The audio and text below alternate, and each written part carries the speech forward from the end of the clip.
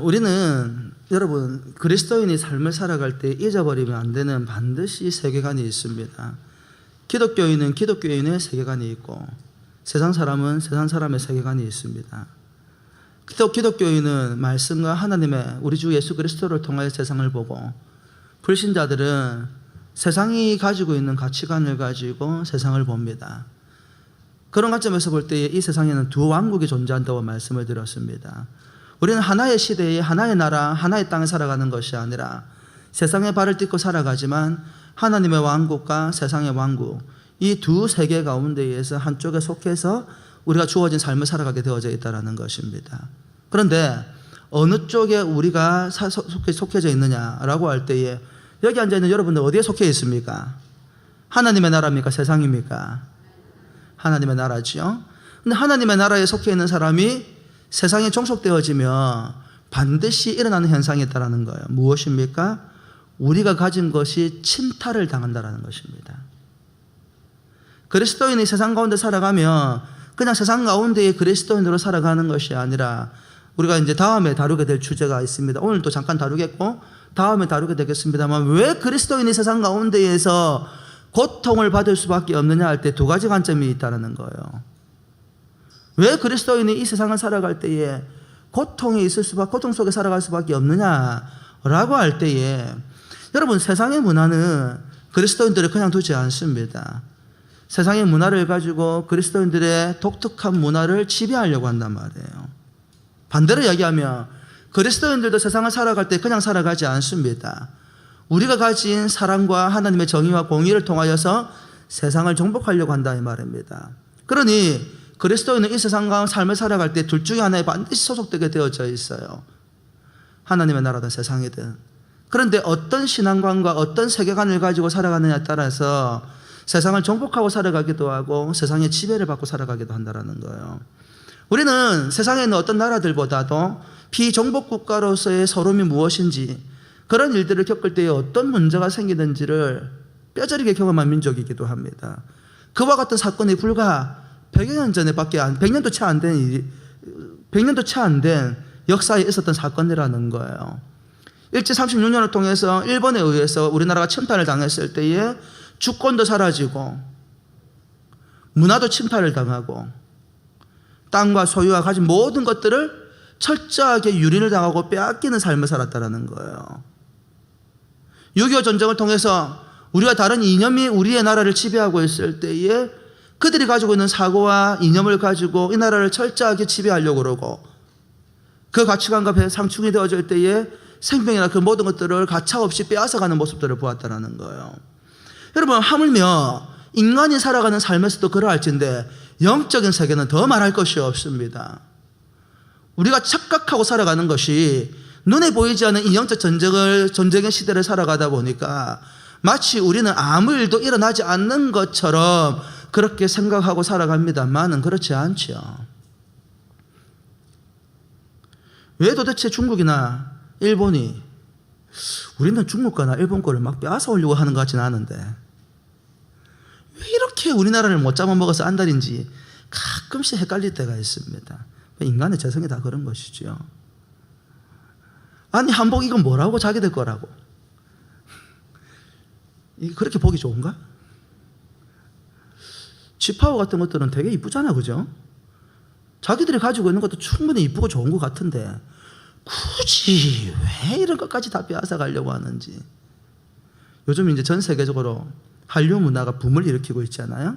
K-팝을 중심으로 해서 이제 소위 말하는 전 세계적인 어떤 드라마를 온라인으로 이렇게 영상을 볼 수 있는 어떤 네트워크 시스템이 형성되다 보니까 한국 드라마나 영화들이 전 세계에 미치는 영향력이 엄청나게 큽니다.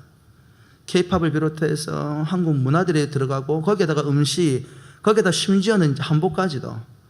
한 드라마 때문에 한복이 전 세계적으로 센세이션을 일으켰거든요. 그랬더니 갑자기 중국에서 한복이 자기 거라고, 한국이 빼앗아, 한국이 우리 건데 자기 거라고, 김치도 자기 거라고, 일본은 기무치가 자기 거라고. 기무치는 자기 거 맞아요. 먹어보면 김치가 아니거든요. 근데 왜 이런 일에 우리가 민감해야 됩니까? 그 사람들이 우리한테 빼앗아 가려고 하는 것을 그저 문화라는 이 조그마한 바운더리 안으로 종속시켜 여러분 제한해버리면 곤란합니다. 문화를 빼앗아 가겠다라는 것은 그 나라의 주권과 그 나라에 있는 모든 어떤 정신적인 것들을 다 빼앗아 가겠다는 그 의도가 그 안에 다 담겨져 있는 거예요. 우리 하나님께서 아담과 하와를 갈대아 우르 지역에서 왜 빼앗아 가지고 빼내어서 가나안 땅, 그 척박한 땅으로 옮긴 것입니까? 그 갈대아 우르 지역에서 한 그리스도를 살아간다는 것은 굉장히 어려운 일이라는 거예요. 여러분, 아브라함과 같은 위대한 믿음의 조상도 갈대아 우르 지역 이방의 문화 가운데에서 신앙생활을 바로 하는 것이 얼마나 어려운 일인지를 하나님께서 아셨기 때문에 세상을 정복하기 위해서 제일 먼저 하신 일은 그 세상의 문화로부터 잠식당하고 있는 아브라함의 삶을 그 종속된 문화로부터 벗어나서 하나님 중심의 문화권 안에 철저하게 보호하고 지키고 성숙하고 성장시켜 나가시더라는 거예요. 그런 관점에서 볼 때에 신앙은 굉장히 중요합니다. 어떤 시각과 가치관을 가지고 살아가느냐, 여러분들이 어떤 생각과 어떤 시각을 가지고 이 시대를 살아가느냐, 그것은 여러분이 어떤 문화에 종속되어져 있는지를 우리에게 명확하게 말해주는 증거라는 거예요.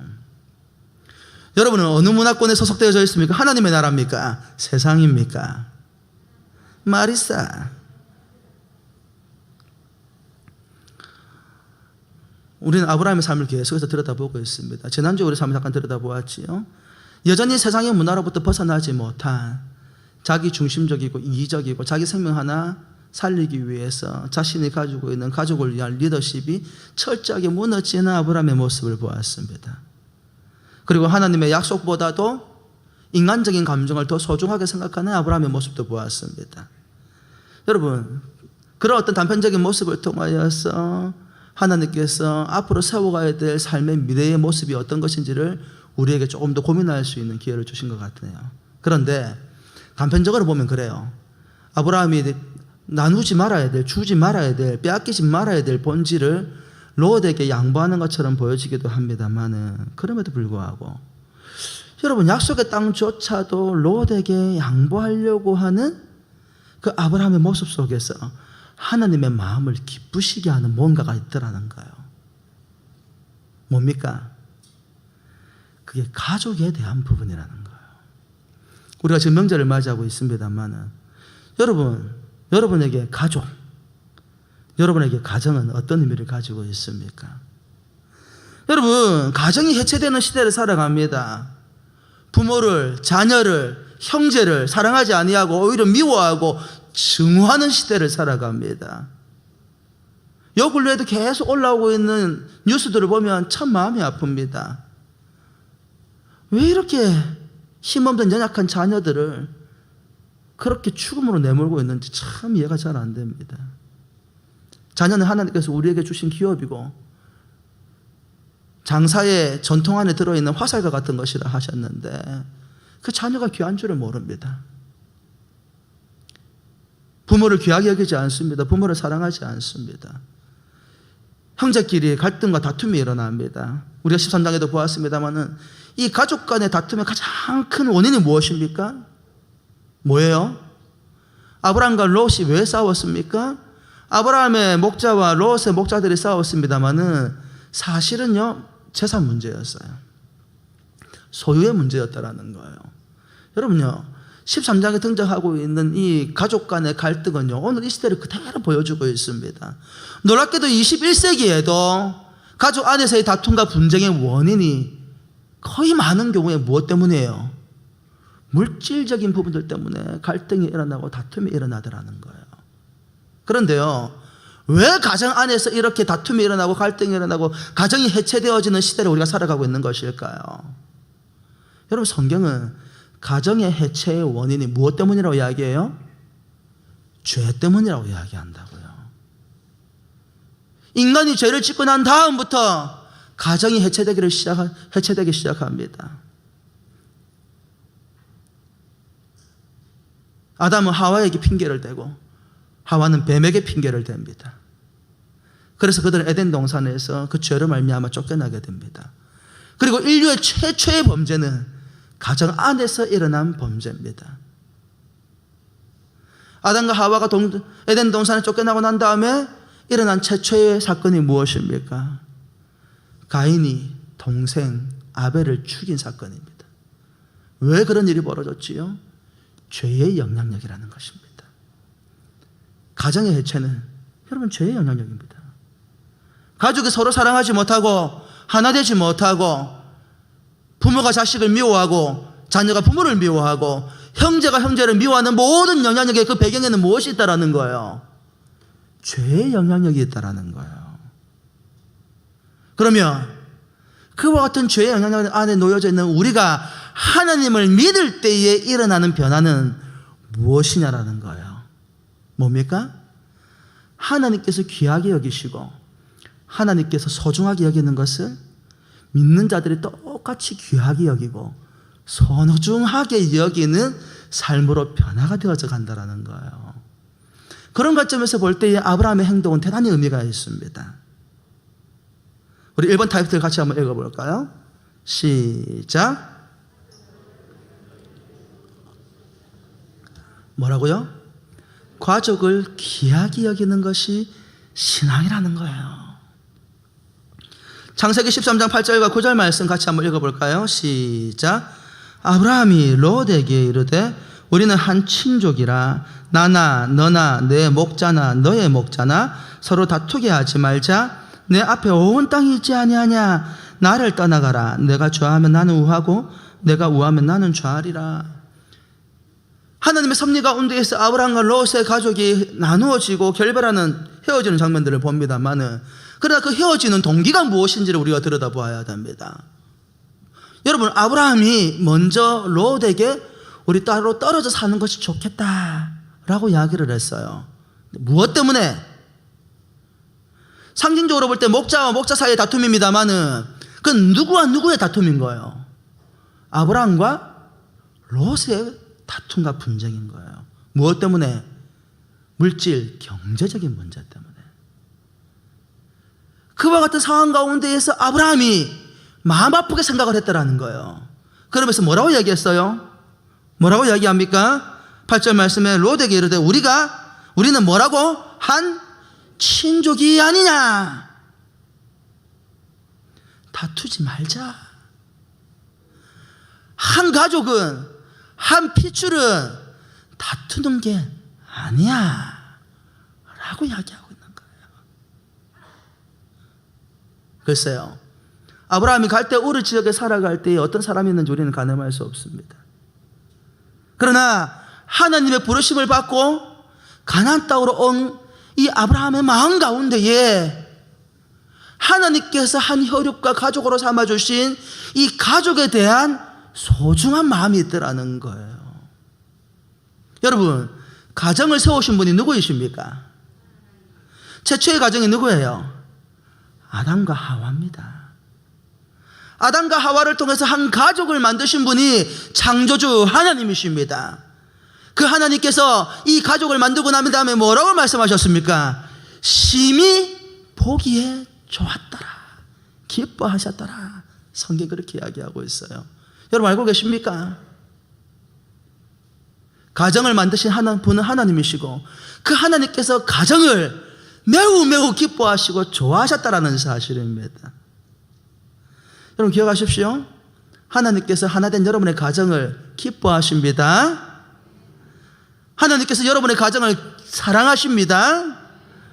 하나님께서 여러분의 가정을 귀하게 여기십니다. 아브라함이 살아계신 하나님을 인격적으로 만났을 때에 비록 자신의 배 아파 낳은 자식은 아니라 할지라도 한 혈육이었던 조카 롯을 귀하게 여기더라는 거예요. 그 아름다운 가족이 그 귀한 가족이 겨우 물질 하나 때문에 다투고 분쟁하고 싸우더라는 거예요. 왜 나누어지려고 하는 것입니까? 한 혈육이 겨우 물질 때문에 다투고 분쟁하는 것이 바람직하지 않다라는 것을 그 조카 롯보다도 성숙한 믿음의 사람 아브라함이 먼저 인식을 하더라는 거예요. 그래서 네가 좌하면 내가 우하고 네가 우하면 내가 좌할게. 모든 것을 다 양보해서라도 그 가족됨을 지키려고 하더라는 것입니다. 사랑하는 성도 여러분, 하나님께서 이 땅에 저와 여러분에게 주신 선물 가운데에서 가족보다 귀한 것은 존재하지 않습니다.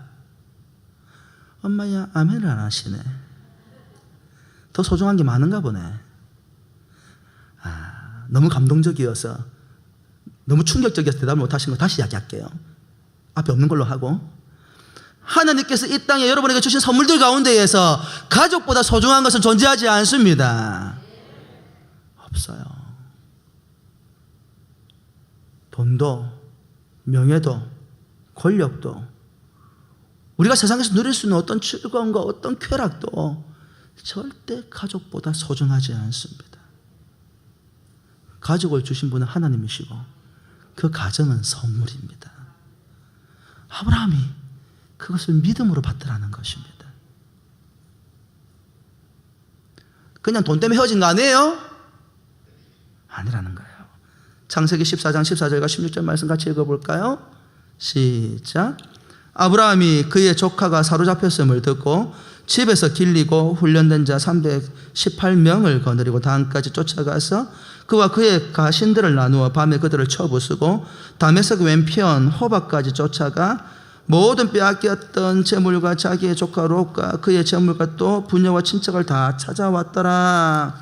14장에 들어가 봤더니 소돔과 이방 족속 사이에서 전쟁이 벌어졌습니다. 부족 국가들이 연맹을 해가지고 전쟁이 붙은 거예요. 근데 결과가 무엇입니까? 롯이 소속되어 있던 소돔이 위에 동맹 국가들한테 쫄딱 망해가지고 심지어는 롯과 그의 가족들과 그의 재산까지도 다 포로로 잡혀가게 되더라는 것입니다. 그때에 그 소식을 듣고 누가? 아브라함이 자신이 길러왔던 용사 318명을 데리고 자기 조카 롯을 구하러 가는 장면들을 봅니다. 318명. 적어 보여요? 많아 보여요? 여러분, 많죠, 그죠? 근데 아무리 많아도, 아무리 부족국가 시대라 하더라도 그 연합군 동맹군 숫자보다도 이 숫자가 많은 숫자일까요? 많은 숫자일까요? 지금과 같은 국가 시대도 아니오고 부족국가 중심이라 해서 그렇게 큰 규모는 아닐 수 있어도 적어도 아브라함 한 사람이 데리고 있는 군사들보다는 많은 군사들이었을 것입니다. 이미 전쟁에 승리해서 사기가 충천해서 뭔가가 정말로 엄청난 기가 올라와가지고 누구라도 쫓아와도 이길 수 있을 정도로 높은 기세를 가지고 돌아가고 있는 나라들이었습니다. 그런데 아브라함이 어떻게 했다고요? 그 조카 롯을 구하기 위해서 자신이 길러온 군사 318명을 데리고 쫓아가는 장면들을 우리에게 보여줍니다. 여러분, 그냥 보면 그랬는가 보다 싶은데요, 그 당시의 시대적 상황을 곰곰이 고민해 보면 이거는 목숨을 건 행위입니다. 자신의 모든 일가족의 운명을 건 행위라 이 말입니다. 여러분, 그럴 필요가 있을까요? 아브라함이 아무리 배려해줘도 고마운 줄도 모르던 롯, 당연히 삼촌의 목자와 조카의 목자 사이에 갈등이 일어나면 조카 롯이 양보하는 것이 당연한 일일 텐데 삼촌이 양보할 때까지 눈 하나 깜짝 안 하고 자기 중심적인 생각만 하고 있던 롯, 삼촌이 땅을 구할 수 있는, 땅을 선택할 수 있는 기회를 주었을 때 숙부님 무슨 말씀하십니까? 지금까지 당신이 나에게 베풀어 주신 은혜가 얼마나 큰데요, 당신이 먼저 선택하시면 제가 뒤에 선택하겠습니다. 그런 말 한마디 하지 않는 롯. 창세기 12장부터 해서 19장까지 롯에 관한 이야기가 나옵니다만은 어디 한 구석, 물론 전혀 없는 것은 아니어도 인간에 대한 배려나 신실함이 돋보이지 않는 지극히 이기적이고 자기 중심적인 삶을 살아가는 롯. 아브라함이 강제로 소돔으로 내려보낸 것도 아니고 자신이 선택해서 소돔으로 내려가서 그와 같은 일을 당했음에도 불구하고 놀라운 사실 한 가지가 무엇입니까? 아브라함이 자신의 생명과 자신의 전 가족의 운명을 걸고 그 조카 롯을 구하러 가더라는 것입니다. 무슨 말입니까? 아브라함에게는 하나님이 주신 가족보다도 더 소중한 게 없는 거예요. 하나님을 믿는 사람들에게는 하나님이 주신 가족보다도 하나님 외에 하나님보다 더 소중한 것은 없습니다. 이렇게 말하면 마음에 부리키는 분들이 있을 텐데, 우리 하나님은 우리가 우리에게 지키기를 원하는 것들을 하나님께서 귀하게 여기십니다.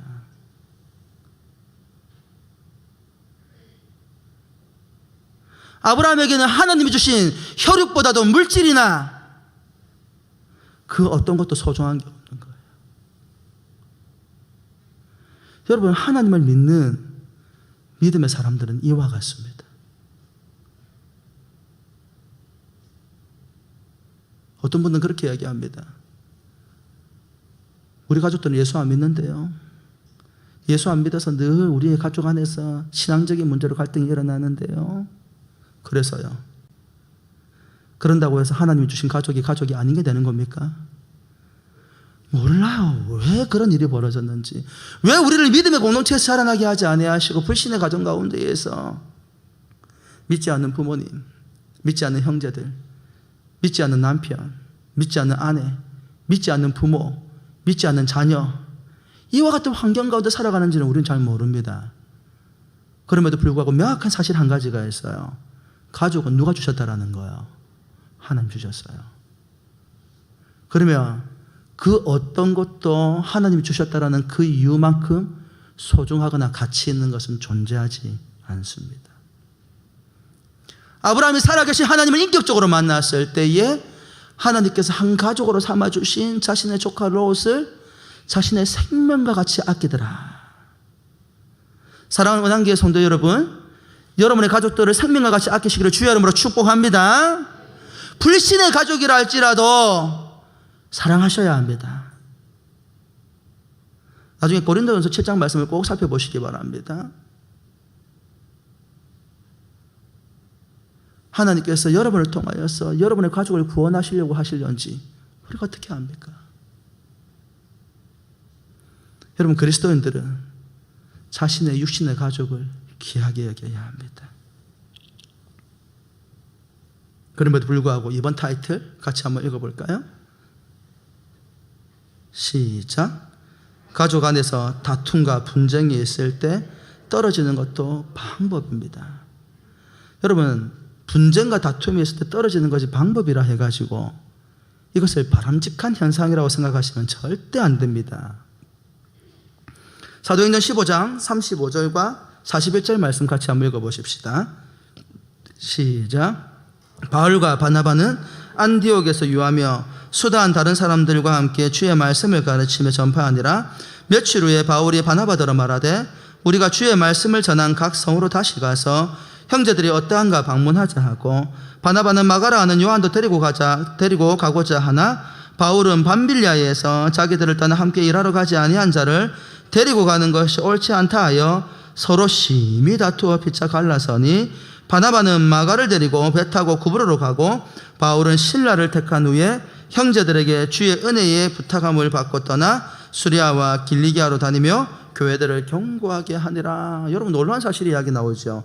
사도행전 15장에 보니까 누구하고 누가 심하게 싸웠어요? 바울과 바나바가 심하게 싸웠어요. 여러분 아십니까? 바울과 바나바는 정말 서로에게 깊은 위로가 되는 관계였어요. 바울이 교회를 핍박하고 예수 믿는 사람들을 죽이러 싸돌아다닐 때에 다메섹 도상에서 누구를 만났습니까? 살아계신 예수 그리스도를 인격적으로 만났잖아요. 그 그리스도를 만나고 난 이후에 바울이 사도로서 공식적인 사역들을 해나가기 시작을 합니다. 그런데 문제가 있지요. 예수를 믿는 사람들, 특히 유대인들 가운데에서 유대인으로서 기독교인 된 사람들 가운데 바울이 어떤 사람인지를 너무나 많이 알고 있는 거예요. 저가 이전에 누구야? 어떤 사람이었다라는 거예요. 교회를 핍박하고 예수 믿는 사람들을 잡아 죽이려고 온 사방을 돌아다니던 사람이었는데, 예수 믿는 사람을 핍박하고 죽일 때에 거기에 율법적인 근거를 제시해 주던 바로 그 사람이었는데, 그 바울이 어느 날 갑자기 사도랍시고 와가지고 복음을 전한다고 다니는데 사람들이 인정이 안 되는 거예요. 그때 누가 그 곁에서 가장 많이 도와주고 적극적으로 바울을 변론해 주었던 사람이 누구냐면 바나바입니다. 바나바는 별명이죠. 별명이지만 이름이 되었지요. 바나바의 뜻이 무엇입니까? 권위자다. 성경에 보면 그 권위라는 것이 위에 높이 있는 사람을 말하는 것이 아니고 많이 위로하는 사람이더라는 거예요. 바나바가 하나님을 얼마나 사랑하는지, 바나바가 교회를 얼마나 사랑하는지, 그가 제법 재산이 있었던 사람인 것 같은데요, 그가 가지는 모든 재산을 팔아서 고통받는 믿음의 형제와 자매들을 돕더라는 거예요. 평소 때에도 어려운 사람들을 많이 위로하고 돕는 사람이었는데 도무지 안 되겠다 싶어가지고 자기 재산을 다 팔아가지고 교회에 가난하고 어렵고 고통받는 이웃들을 돕고 교회를 도울 때에 그 일로 말미암아서 사람들이 위로자다, 바나바와 같이 우리를 위로하는 사람이 없다, 성도들이 붙여준 별명이란 말이에요. 그게 이름이 되어버렸지요. 바나바는 많이 위로하는 사람이었어요. 잘 들여다보십시오. 성경은요, 위로하는 사람이 교회를 세우는 사람이고 위로하는 사람이 교회에서 존경받는 사람입니다. 그 바나바가 바울이 그 권위에 대한 도전을 받을 때 어떻게 했지요? 누구보다도 적극적으로 앞장서가지고 바울을 위로해주고 변론해주던 사람이었다는 거예요. 그러면서 바울과 바나바는 한 짝이 되어서 떨어질래야 떨어질 수 없는 믿음의 동반자가 되어서 가는 곳마다 교회를 세우고 교회를 든든하게 하더라는 것입니다. 근데 그 사이에 갈등이 생겼네요. 무슨 일이 벌어졌지요? 누구 때문에? 바나바의 조카였던 마가 때문에 갈등이 생겼어요. 무슨 일이 벌어졌는데? 이 마가도 그리스도의 복음을 위해서 함께 참여하는 자가 되었는데 말이 쉽지, 자기의 삼촌과 바울을 따라다녀 보는데 이 복음을 전하는 것이 너무너무 힘들고 어려워가지고 도저히 견딜 수 없는 상황이 되어버린 거예요. 그럼 무슨 일이 벌어졌어요? 밤빌리아에서 야밤 도주를 한 거예요. 나 이렇게 못 살겠다, 나 이러다 죽을 것 같다. 우리 주님을 섬기다가 야밤 도주하신 분들 많잖아요. 지금 판 봅시다. 대충 어디 야밤 도주한 분들 제법 있는데 너무너무 힘들어가지고 자신에게 주어진 위치 내버리고 도망가 버렸단 말이에요. 근데 바울은 내가 보니 원래 성격이 이분은 좀 올곧은 구석이 있는 거라. 사람이 하나님 앞에서 법을 질서를 세우고 결단을 했으면 끝까지 해야지 도망을 가. 바나바는 원래 위로하는 사람이잖아요. 인생은 다 누구나 실수할 수 있어요. 당신도 그렇고 나도 그렇고 마가도 이번에 깨달은 게 많을 거예요. 그러니 마가도 데려갑시다. 바울은 무슨 말을 한 번 도망간 놈이 두 번인들 도망 못 가겠느냐, 그때마다 우리가 그것 때문에 마음 상하고 힘들어해야 되겠느냐. 지금 교회를 세우고 교회를 위로하고 격려하는 일도 얼마나 바쁜 일인데 헌신된 종이라고 불리는 이 사람 때문에 우리가 마음을 쏟아야 되겠느냐. 여러분, 이게 어느 정도의 다툼이 되었다고요? 39절, 우리가 읽었던 39절 말씀을 보니까 심히 다투어 피차 갈라졌다고 했어요. 여러분, 와우, 이 심히 다퉜다는 말은 감정적으로 격해질 대로 격해져가지고, 여러분이 상상하는 그거 맞습니다. 여러분 집에서 싸울 때 그 모습 맞습니다. 다 그 모습이에요. 마치 하나가 될 수 없고 니하고 이제 나하고는 끝장이다 라고 목소리를 높일 때까지 갔다라는 거예요. 그래서 어떻게 됐다고요? 갈라졌다라는 거예요. 여러분, 때로는 가정 안에서 갈등이 일어날 수 있습니다. 지금 사도행전 15장은 남의 이야기 같지요? 가족이 아닌 것 같지요? 아닙니다. 우리는 그리스도 안에서 한 가족입니다. 할렐루야. 많은 그리스도인이 우리가 그리스도 예수로 피로 말미암아서 한 가족 되었다는 사실을 인식하지 못하고 살아가는 경우가 있어요. 여러분의 육신의 가족은 육신으로 하나님께서 하나 되게 하셨지만 저와 여러분 모두를 주님께서 예수 그리스도의 피로 말미암아서 우리를 한 가족 되게 하셨어요. 육체의 가족이 나누어질 수 없는 것처럼 영적인 가족도 나누어질 수 없습니다.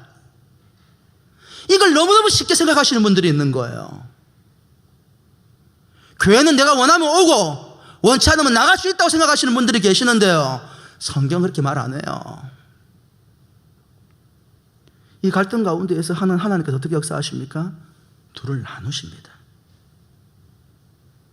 나누어졌음에도 불구하고 이 두 사람의 사역 가운데 하나님의 역사와 능력이 나타납니다. 이유가 뭔지 아세요? 이 두 사람이 나누어진 목적이 있는 거예요. 여러분, 잠깐 나누어지더라도 목적이 분명해야 돼요. 내 개인적인 감정이나 내 욕구 때문에 나누어지는 것이 아니라 이 두 사람이 나누어지는 이유는 하나님의 영광이었어요. 하나님의 영광 때문에 때로는 거리를 둬야 될 필요성이 있을 때가 있습니다. 하지만 바람직하지 못하다? 바람직하지 못합니다. 왜냐하면 에베소서 말씀처럼 평안에 맺는 줄로 성령께서 하나 되게 하신 것을 힘써 지켜야 합니다. 가족도 성령께서 하나 되게 하신 것이고, 교회 공동체도 저와 여러분의 가족됨도 성령 하나님께서 우리를 하나 되게 하신 것입니다.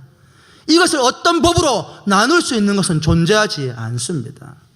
그러나 때로는 감정이 격해지고 다툼과 분쟁이 일어났을 때에 서로를 위하여서 거리를 두는 일들이 필요할 때가 있다는 거예요. 아브라함이 왜 롯과 나누어진 것입니까? 한 가족이고 사랑하지만 같이 있을 때에 그 다툼과 분쟁이 극심해서 서로에게 큰 상처를 줄 가능성이 있다는 거예요. 그 상처를 막기 위해서 나누어지더라는 거예요.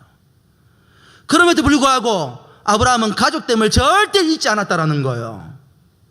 부득불 나누어져 살아가더라도 여러분, 자녀와 부모는 결혼하면 나누어집니다. 부모의 자녀였다가 결혼하는 순간 뭐라고 얘기하죠? 내 부모를 떠나 한 몸이 될지니라. 성경이 그렇게 이야기해요.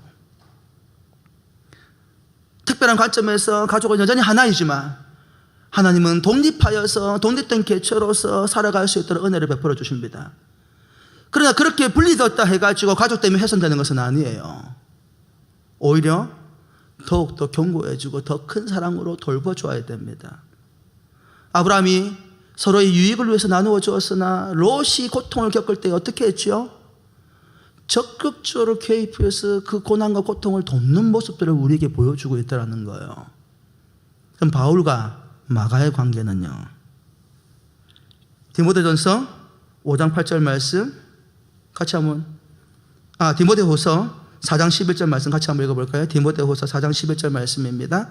시작. 누가만 나와 함께 있느니라. 내가 올 때에 마가를 데리고 오라. 그가 나의 일에 유익하니라.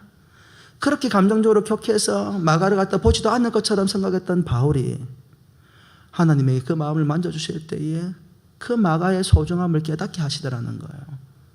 그래서 뭐라고 얘기해요? 마가를 나에게 데려오라. 그가 나에게 유익한 자다. 인간이 감정에 치받치고 현실의 문제에 부딪히면 때로는 갈등이 일어날 때가 있습니다. 그때에 그 다툼과 분쟁을 피하기 위해서 잠깐 나누어지는 것은 필요한 방법일 수 있습니다. 하지만 기억하십시오. 옳은 것은 아닙니다. 다시 회복되어져야 합니다. 그건 누가 만져주셔야 돼요? 하나님께서 만져주셔야 됩니다. 혹시 여러분의 가정 가운데에서 나누어짐이 있습니까? 하나님의 만져주심을 여러분 기도하셔야 됩니다. 가족은 함께하는 것입니다. 가정은 하나입니다. 우리 은한교회 공동체, 교회 가족도 마찬가지입니다. 저와 여러분 모두는 하나입니다. 그래서 다투고 분쟁하는 것을 멈추어야 합니다. 디모데전서 5장 8절 말씀에 뭐라고 이야기합니까? 이 가족의 소중함에 관해서 우리 한 목소리로 같이 읽어볼까요? 시작. 누구든지 자기 친족, 특히 자기 가족을 돌보지 아니하면 믿음을 배반한 자요 불신자보다 더 악하니라. 아멘 하십시오. 여러분이 가정을 돌보지 아니하고 가족을 돌보지 아니하였다면 여러분 스스로가 악한 자라고 고백하는 거예요. 성경이 뭐라 얘기합니까? 누구든지 자기 친족, 특히 하나님께서 허락하신 이 가족을 돌보지 않는 사람은 어떤 사람이라고요? 믿음을 배반한 사람이요 불신자보다 더 악하니라. 그래 얘기했어요. 다음에 다루게 되겠습니다만 제가 새벽기도 때 다룬 내용이 있습니다. 도대체 부모는 자녀는 부모를 어떻게 섬겨야 하는 것인가? 성경적 관점에서 다음에 다루게 되겠습니다만, 여러분의 가정과 가족을 소중하게 생각하십시오. 하나님을 인격적으로 경험하고 만나며 가정이 얼마나 소중한지를 깨닫게 됩니다. 다르게 이야기할까요? 여러분 마음에 하나님이 가득 차지 아니하시면, 성령 충만하지 아니하면 가족과 가정이 얼마나 소중한지를 잘 모릅니다.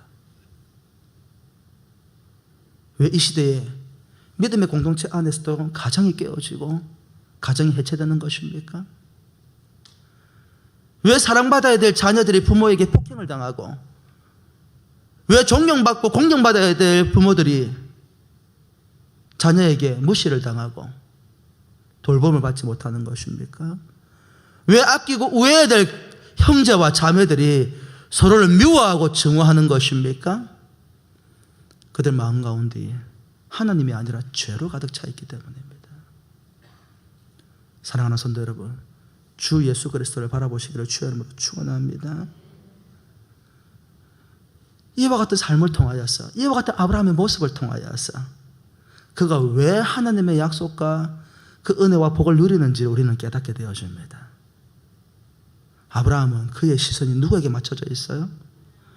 하나님께 맞춰져 있다는 거예요. 여러분, 이와 같은 아브라함의 삶을 통해서 우리가 깨닫게 되는 사실이 한 가지가 있어요. 저 여러분 모두가 기대하는 게 있어요. 뭘 기대하냐면, 하나님께서 주신 약속이 우리의 삶 가운데에서 구체적으로 실현되기를 바라는데, 그럼 어떻게 하나님이 하신 약속들이 우리의 삶 가운데에서 구체적으로 이루어지느냐 하는 문제인 거예요. 하나님의 약속이 현실에서 어떻게 구체적으로 성취됩니까? 롯과 아브라함의 삶을 대비해서 보면 됩니다. 첫 번째, 롯의 선택에 대해서 한번 읽어볼까요? 시작.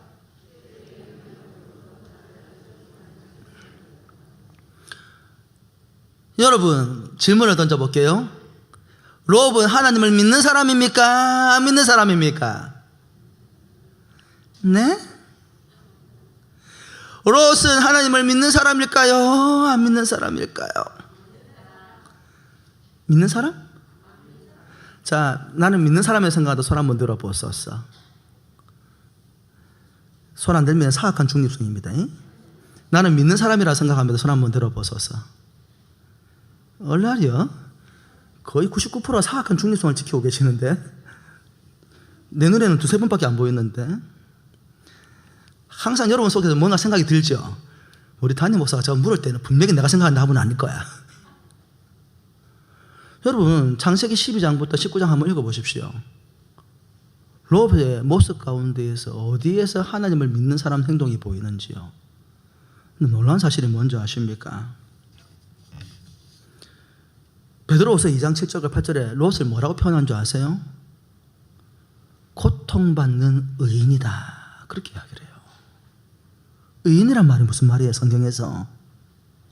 여러분, 아브라함이 조카 롯을 위해서 기도할 때에, 소돔과 고모라를 하나님께서 멸하시겠다고 하실 때에 아브라함이 조카 롯으로 인하여서 기도하잖아요. 하나님, 이 소돔 땅과 고모라 땅에 의인 50명만 있으면 하나님 건져주시겠습니까? 그러마 40명, 그러마 30명, 그러마 20명, 그러마 10명이라도 있으면 건져주시겠습니까? 의인 10명이 있으면 내가 소돔과 고모라를 멸하지 아니할 것이다. 근데 의인 10명이 있어요, 없어요? 없었어요. 그런데 아브라함이 그 의인에 대해서 기도할 때 누구를 염두에 두고 기도한 거예요? 롯을 염두에 두고 기도한 거예요. 그 기도를 들으시고 하나님께서 누구를 구원해 주셨어요? 롯을. 왜?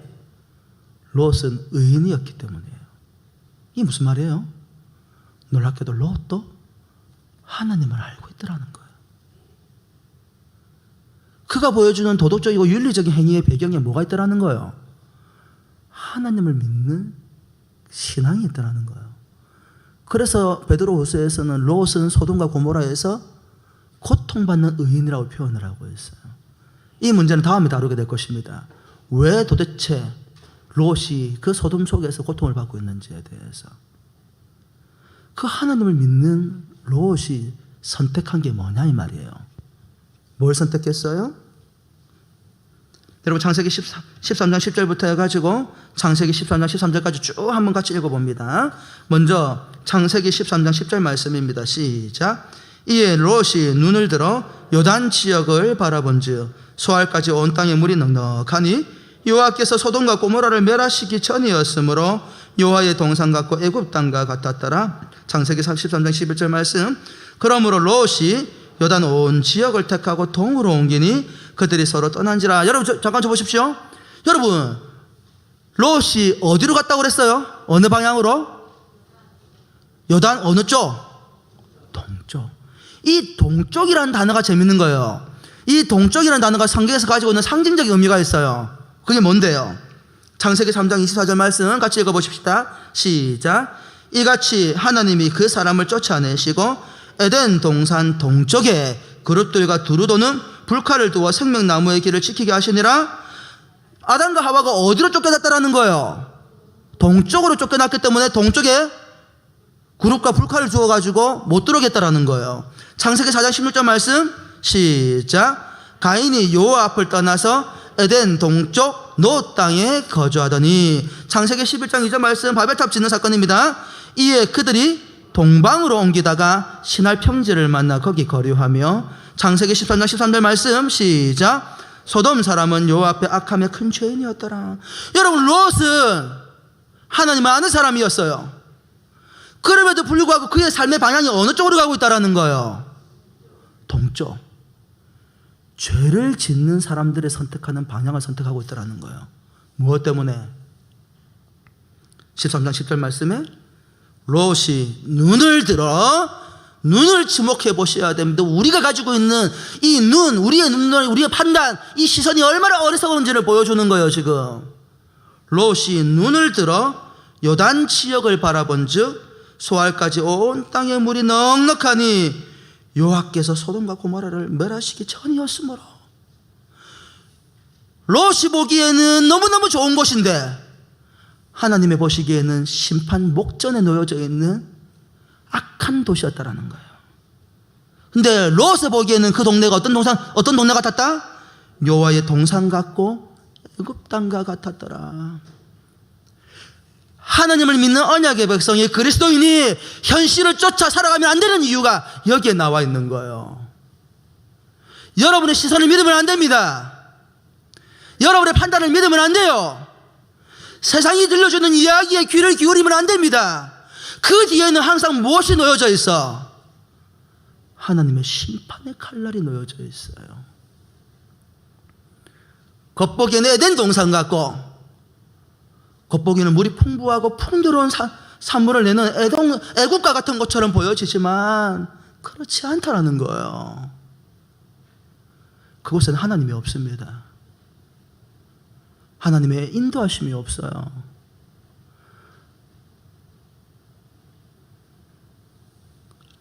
여러분 롯이 간 곳이 어떤 곳입니까? 요단 온 지역을 선택하고 동으로 옮겼다고 표현을 하는데요. 창세기 10장 19절은 가나안의 지경에 대해서 설명을 할 때 뭐라고 설명하냐면 시돈에서 그랄, 가사, 소돔, 고모라, 아드마, 스보임을 지난 라사까지. 여러분 지금 롯이 선택한 이 소돔 지역이 어디라는 거예요? 가나안 땅을 벗어난 것은 아니지만 바로 가나안과 세상에 가나안 지역을 벗어나는 경계선상에 있다라는 거예요. 이 땅 가운데 많은 그리스도인들이 하나님의 약속의 땅에 머무르지 아니하고 세상과 교회의 경계선상에 서서 아슬아슬하게 살아가는 인생들이 많더라는 거예요. 하나님을 바라보지 아니하고 현실을 쫓아가며 우리도 모르는 사이에 심판대에 놓여져 있는 이 경계선상에서 늘 머물러 살다가 불안하게 아슬아슬하게 살아가게 되는 거예요. 롯에게는 아브라함과 같은 하나님에 대한 분명한 신뢰가 없었습니다. 그래서 무엇을 쫓아갔어요? 눈앞에 있는 현실을 쫓아갔어요.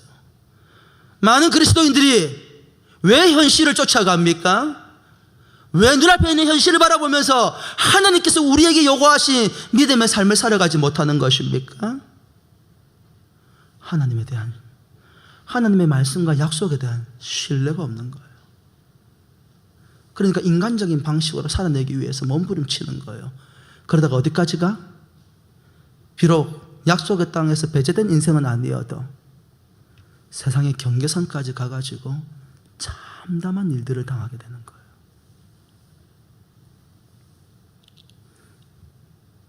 롯의 선택은 그의 마음의 반영입니다. 그는 하나님을 알고 있었으나 현실에 대한 욕구가 너무너무 컸어요. 잘 먹고 싶고 잘 살고 싶고 자녀들한테 좋은 환경과 좋은 문화 가운데에서 번듯하게 키우고 싶은 욕구가 컸던 거예요. 가나안 땅은 너무 척박해. 이곳에서 내 자녀들이 잘 살 수 있을까? 그 현실의 문제 때문에 자꾸 가나안 땅으로 가는 거예요. 그럼 반대로 아브라함의 선택은요? 같이 한번 읽어볼까요? 아브라함의 선택에 대해서 시작. 믿음의 성장과 성숙을 통해서 구체화되어가는 하나님의 약속. 창세기 13장 12절 말씀 같이 읽어보십시다. 시작. 아브라함은 가나안 땅에 거주하였고 롯은 그 지역의 도시들에 머무르며 그 장막을 옮겨 소돔까지 이르렀더라. 아브라함이 비록 약속의 땅까지 누구에게? 롯에게 내어줄 마음까지 있었다라는 거예요. 그럼에도 불구하고 아브라함의 마음속에 항상 한 가지, 자신의 삶은 어디에 있어야 된다는 것을 분명하게 알고 있었어. 가나안 땅이요. 여러분, 재밌는 게 이거예요. 아브라함은 왜 조카 롯에게 모든 것을 다 양보할 마음을 가진 것일까요? 여러분, 오늘 설교는 지난주 설교에 이어서 주제가 동일하게 흘러가고 있습니다. 그리스도인의 관대함. 그리스도인들이 인색하지 아니하고 가난하고 고통받는 이웃들을 위해서 나누어주고 섬기는 삶을 살아갈 수 있는 그 이유가 무엇일까요? 여러분, 아브라함이 한 가지의 비밀을 깨달은 거예요. 자신의 삶의 경험을 통해서. 이게 믿음의 성숙이고 성장입니다. 하나님은 어떤 분이시다? 당신이 약속하신 것을 반드시 이루시는 분이라는 거예요. 하나님이 주시고자 하면 바로든 그 누구든 막을 자가 있어요, 없어요? 없습니다. 그래서 깨달은 게 뭐예요? 하나님만 바라보면 된다라는 거예요. 내 가진 소유 모든 것들을 롯에게 다 나누어 줄지라도 하나님의 약속은 반드시 자신의 삶을 통해서 성취된다라는 거예요. 우리가 왜 인색합니까? 하나님은 꾸는 자에게 묻지도 말고 나누어 주려 했는데 우리 그렇게 살아요, 안 살아요? 아싸, 오늘 목사님한테 저 소리 들었는데 오늘 목사님한테 돈 빌리러 가야지. 오소서 지갑에 돈이 없습니다. 우리는 말씀대로 왜 순종하지 않고 살아갑니까? 내가 말씀대로 순종할 때에 필요한 모든 것들을 공급해 주시는 하나님을 우리는 신뢰하지 않아요. 최소한 이 정도는 움켜쥐고 있어야지. 여러분, 예루살렘 교회에 큰 기근이 들었습니다. 바울이 그 소식을 듣고 자신이 세우고 섬겼던 교회들에게 전통을 편지를 보내었어요. 근데 무슨 일이 벌어졌지요? 하나님의 교회에서 그 예루살렘 교회는 모든 교회의 모체가 되는 교회 아닙니까? 그 교회를 돕기 위해서 헌신을 하는데 어떻게 헌신했다고요? 힘대로 헌신할 뿐만 아니라 뭐라고 했어요? 힘에 지나도록이라는 말을 쓰고 있어요. 힘대로라는 말은 무슨 말이에요? 내 형편이 닿는 것 헌신했다라는 거예요. 그럼 힘에 지나도록이라는 말은요, 우리는 어떻게든 살지만 저 사람들은 너무너무 힘든 것 같아. 속된 말로 대출을 받아서라도 헌신을 했다라는 거예요. 여러분, 그 시대가 살기 좋은 시대가 아니에요. 자신들도 하루를 살아가는 것이 너무 팍팍한 굉장히 힘들고 어려운 시절이었다라는 거예요. 그런데 그들이 어떻게 그렇게 헌신할 수 있습니까? 하나님께서, 주님께서 채워주심을 믿었기 때문이라는 거예요. 아브라함은 하나님에 대한 신뢰가 있었습니다. 하나님께 하는 헌신은 하나님에 대한 믿음이 있어야 할 수 있는 헌신입니다. 그랬더니요, 하나님께서 다시 아브라함을 축복해 주시는데 참 재밌는 말씀입니다. 창세기 13장 14절과 16절 말씀 우리 같이 한번 읽어볼까요? 시작.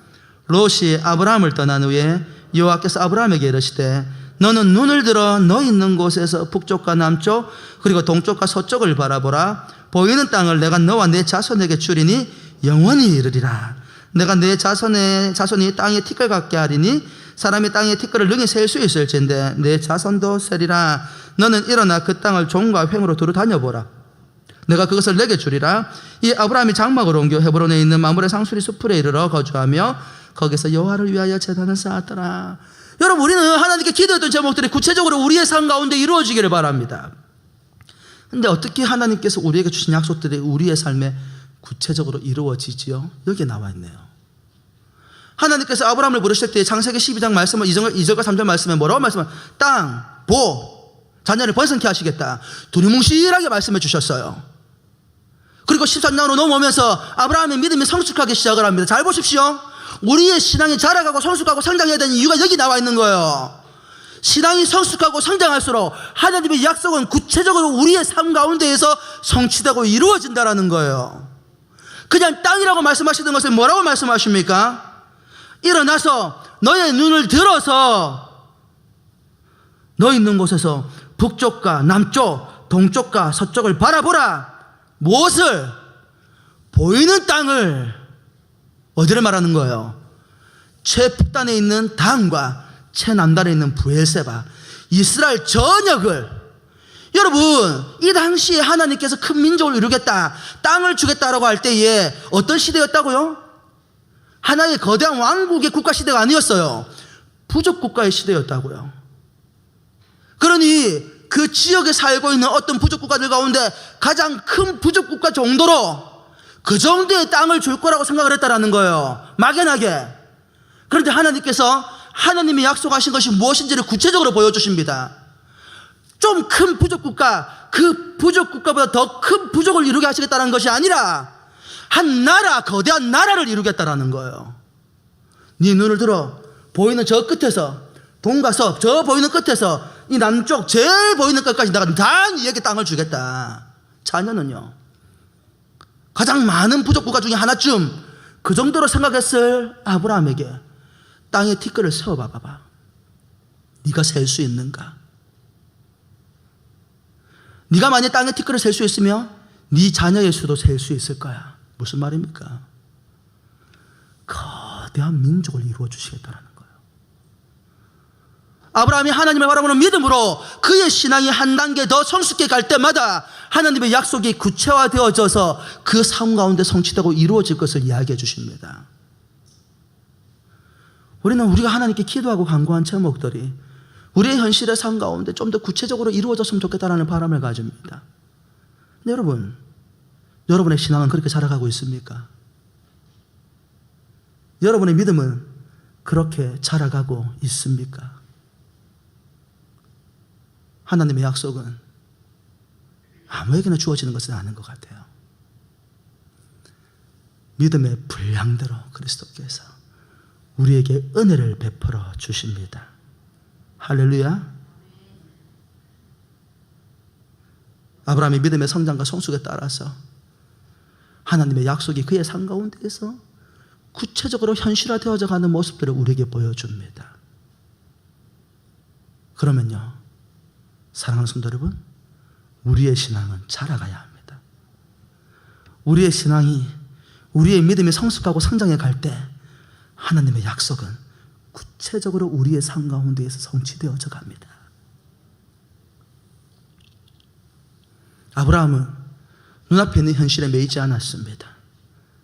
자신의 모든 것들을 조카 롯에게, 자신의 모든 것들을 하나님에게, 자신의 모든 것들을 교회에게, 자신의 모든 것들을 세상을 위하여 헌신하고 기여할지라도 우리의 시선이 주님께 초점이 맞추어지고 우리의 믿음이 한 단계 성숙해가면 성숙해 갈수록 하나님이 주신 약속의 은혜와 복이 우리의 삶 가운데에서 더 구체적으로, 더 분명하게 성취되고 이루어지는 것을 보여주시겠다라는 거예요.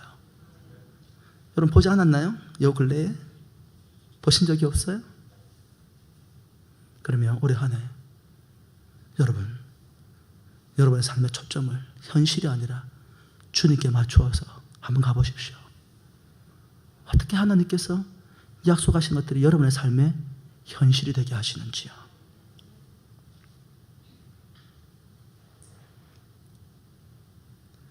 그래서 우리는 하나님 말씀에 귀를 기울입니다.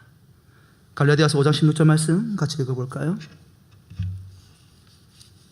어떻게 이루어지고 어떻게 이루어지지 않는지를 우리에게 말씀해 주십니다. 같이 한번 읽어보십시다. 시작.